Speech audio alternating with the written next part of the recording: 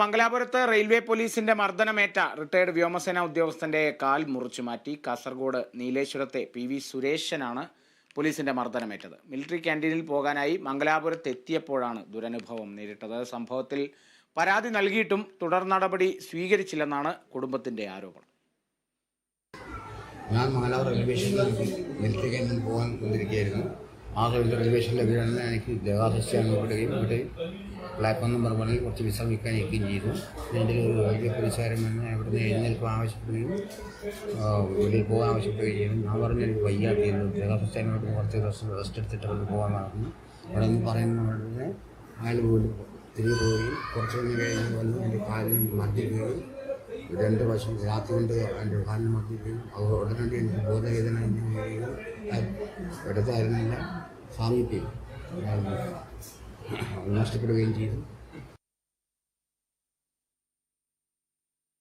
വിവരങ്ങളുമായി Joseph Augustine ചേരുന്നു. ജോസഫെ, നമുക്ക് ആദ്യം ഈ സംഭവം എന്താണ് എന്നുള്ളതൊന്ന് പറഞ്ഞു പോകാം. പിന്നീട് ഈ ഒരു സംഭവത്തിന്റെ ഇപ്പോൾ എത്തി നിൽക്കുന്ന നിലവിലെ സാഹചര്യം കൂടി ഒന്ന് പറയാം. കാളിദാസ്, കഴിഞ്ഞ ഈ മാസം 1-ാം തീയതിയാണ് ഈ സംഭവം നടക്കുന്നത്. നീലേശ്വരം സ്വദേശിയായിട്ടുള്ള PV സുരേശൻ റിട്ടയർഡ് വ്യോമസേന ഉദ്യോഗസ്ഥനാണ്. ഇയാൾ മിലിറ്ററി ക്യാന്റീനിലേക്ക് പോകാനാണ് മംഗലാപുരത്ത് എത്തിയത്. രാവിലെ 10:30 മംഗലാപുരം റെയിൽവേ സ്റ്റേഷനിലെത്തി.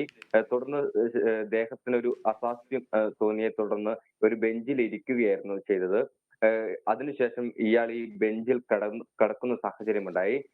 അപ്പോഴാണ് റെയിൽവേ പോലീസ് ഉദ്യോഗസ്ഥർ വന്ന് ഇവിടെ നിന്ന് എഴുന്നേറ്റ് പോകാൻ ആവശ്യപ്പെട്ട് അത് കഴിഞ്ഞിട്ടും ഇയാൾക്ക് ഇവിടെ നിന്ന് എഴുന്നേറ്റ് പോകാൻ സാധിച്ചില്ല. ക്ഷീണമുണ്ട്, ദേഹാസ്വാസ്ഥ്യമാണ് എന്ന് അദ്ദേഹം അവരോട് പറയുകയുണ്ടായി. അതിനുശേഷം കുറെ സമയം ഇവിടെ കിടന്നുറങ്ങിപ്പോയി. ഇതിനിടയിലാണ് ഈ പോലീസ് ഉദ്യോഗസ്ഥർ വന്ന് ഇദ്ദേഹത്തിന്റെ കാൽപാദത്തിന്റെ ലാത്തി ഉപയോഗിച്ച് തല്ലിയത്.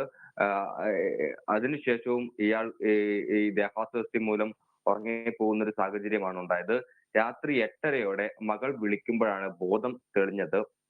മകൾ ഉടൻ തന്നെ റെയിൽവേ പോലീസിന് വിവരം അറിയിക്കുകയും ഉടൻ തന്നെ ആശുപത്രിയിലേക്ക് മാറ്റുകയുമായിരുന്നു. എന്തായാലും ഈ സംഭവത്തിന് അല്പ ദിവസങ്ങൾക്ക് ശേഷം ഇത്തരത്തിൽ കാലിൽ വലിയ രീതിയിൽ നീരനുഭവപ്പെട്ടു. തുടർന്ന് നടത്തിയ പരിശോധനയിലാണ് എല്ലുകൾക്ക് ക്ഷതമുള്ളതായും നീര് വ്യാപിച്ചതായും മനസ്സിലാക്കിയത്. പിന്നീട് ഫാദർ മുള്ളേഴ്സിൽ ചികിത്സ വിദഗ്ധ ഡോക്ടർമാരുടെ സേവനം ലഭ്യമാക്കിയ സാഹചര്യത്തിൽ ഇത്തരത്തിൽ കാൽ മുറിച്ചു കളയണമെന്നൊരു നിർദ്ദേശമാണ് അവർ നൽകിയത്. എന്തായാലും ഈ റിട്ടയർഡ് വ്യോമസേന ഉദ്യോഗസ്ഥന് ഈ പോലീസുകാരുടെ മർദ്ദനത്തിൽ കാൽ തന്നെ നഷ്ടമാകുന്ന ഒരു സാഹചര്യമാണ് ഉണ്ടായത്. ഇതിനെ തുടർന്ന് സുരേശൻ പരാതി കൊടുക്കുന്ന ഒരു സാഹചര്യമുണ്ടായി. പരാതി നൽകിയിട്ടും തുടർ നടപടികൾ സ്വീകരിച്ചില്ലെന്നാണ് കുടുംബത്തിന്റെ ആക്ഷേപം. ആശുപത്രിയിൽ 3 തവണ എത്തി വിവരങ്ങൾ ആരാഞ്ഞെങ്കിലും തുടർ നടപടികൾ സ്വീകരിച്ചില്ല എന്ന് കുടുംബം ആരോപിക്കുന്നുണ്ട്. എന്തായാലും ഇതുമായി ബന്ധപ്പെട്ട് അന്വേഷണം കാര്യക്ഷമമാക്കണമെന്നാണ് കുടുംബം ആവശ്യപ്പെടുന്നത്. ഇത്തരത്തിൽ അതിക്രമം കാണിച്ച പോലീസുകാർക്കെതിരെ ശക്തമായ നടപടി സ്വീകരിക്കണമെന്നും ആവശ്യപ്പെടുന്നുണ്ട്. ഇതുമായി ബന്ധപ്പെട്ട് റെയിൽവേ പോലീസ് നൽകുന്ന വിശദീകരണം, ഇത്തരത്തിലൊരു സംഭവം ഉണ്ടായിട്ടില്ല, CCTV ദൃശ്യങ്ങളിൽ അത്തരമൊരു സംഭവം ഉണ്ടായിട്ടില്ല എന്നുള്ളൊരു വാദമാണ് ഇത്തരത്തിൽ റെയിൽവേ പോലീസ് ഉന്നയിക്കുന്നത്. എന്തായാലും ഇതുമായി ബന്ധപ്പെട്ട് കടുത്ത നടപടികളുമായി മുന്നോട്ട് പോകാൻ തന്നെയാണ് കുടുംബത്തിന്റെ തീരുമാനം. പോലീസിന്റെ ക്രൂരതയിലാണ് ഇത്തരത്തിൽ ഒരു റിട്ടയർഡ് വ്യോമസേന ഉദ്യോഗസ്ഥന് തന്റെ കാൽപാദം നഷ്ടപ്പെടുന്ന ഒരു സാഹചര്യം ഉണ്ടായിട്ടുള്ളത്. ഈ മർദ്ദനത്തിലേറ്റ ഈ ചതവ് അത് പിന്നീട് നീരായി വ്യാപിക്കുകയായിരുന്നു.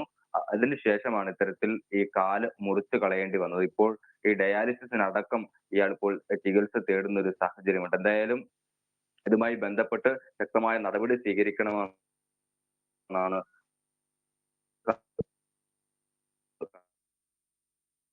ശരി ജോസഫെ, എന്തായാലും അതിക്രൂരം എന്നേ പറയാൻ സാധിക്കൂ. കാരണം ഒരു മർദ്ദനത്തിൽ സ്വന്തം കാല് മുറിച്ചു മാറ്റേണ്ടി വരുന്ന ഒരു അവസ്ഥയിലേക്ക് ഒരു മനുഷ്യൻ എത്തിച്ചേരുക എന്ന് പറയുന്നത് തന്നെ ഏറെ സങ്കടകരമാണ്. അപ്പോൾ അത്രത്തോളം ക്രൂരമായിരുന്നു ആ മർദ്ദനം എന്നുള്ളതാണ് നമുക്ക് മനസ്സിലാക്കാൻ സാധിക്കുന്നത്. പിന്നീട് ആ കാലിൽ നീര് വെച്ച് ആ നീര് അത് ശരീരത്തിന് താങ്ങില്ല എന്നുള്ളൊരു ഘട്ടം എത്തിയപ്പോഴായിരിക്കാം ഡോക്ടർമാരടക്കം ഈ ഒരു മുറിച്ചു മാറ്റുന്ന പരിപാടിയിലേക്ക് അല്ലെങ്കിൽ മുറിച്ചു മാറ്റുന്ന നടപടിയിലേക്കെല്ലാം കടന്നത് എന്നാണ് ഏറ്റവും പ്രധാനം. സംഭവത്തിൽ ഇനിയും നടപടി ഒന്നും ഉണ്ടായിട്ടില്ല. റെയിൽവേ അധികൃതരുടെ ഭാഗത്തു നിന്ന് പോലും ഇത്തരത്തിലൊരു സംഭവം ഉണ്ടായിട്ടില്ല എന്നുള്ളൊരു വിശദീകരണം കൂടിയാണ് വരുന്നത്. എന്തായാലും തുടർ നടപടി സ്വീകരിച്ചില്ല, ഇനിയും മുന്നോട്ട് തന്നെ പോകും, നിയമ നടപടികളുമായി മുന്നോട്ട് പോകും എന്നുള്ളത് തന്നെയാണ് കുടുംബം ഇപ്പോഴും പറയുന്നത്. ജോസഫ് അഗസ്റ്റിനാണ് വിവരങ്ങൾ നൽകിയത്.